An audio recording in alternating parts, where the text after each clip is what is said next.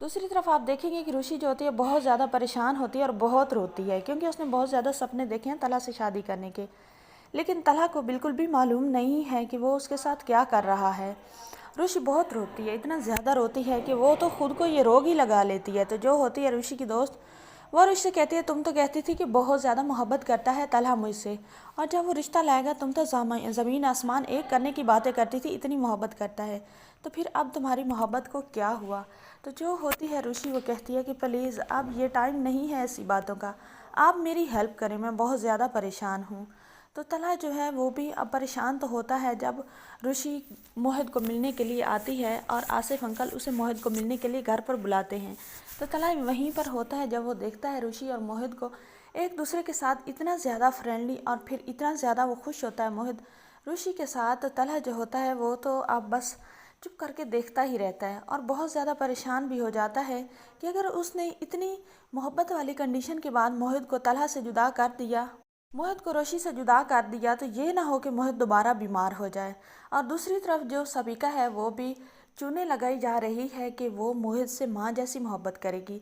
तो अब तला जब कंपेयर करता है, वो कहता है, यही सोचता है कि अगर मोहित को सबिका भी माँ जैसा प्यार दे सकती है तो फिर मैं अपनी मोहब्बत की कुर्बानी क्यों दूँ, क्योंकि उसे आदत भी हो चुकी है और मोहब्बत भी है सबिका की, क्योंकि सबिका और उसका टाइम बहुत ज़्यादा इकट्ठा गुजरा है। और दूसरी तरफ अब ये भी देखने वाले हैं कि तलहा को ऋषि से भी मोहब्बत है, लेकिन ये मोहब्बत पता नहीं क्यों कुर्बान हो रही है सबिका की सूरत में। तो ये तो तलहा को खुद ही समझ नहीं आती। तलहा सोचता है कि वो आखिर ऐसा क्यों कर रहा है, उसे ऐसा नहीं करना चाहिए, लेकिन जब सबिका उसके सामने आ जाती है तो तलहा को सब कुछ भूल जाता है।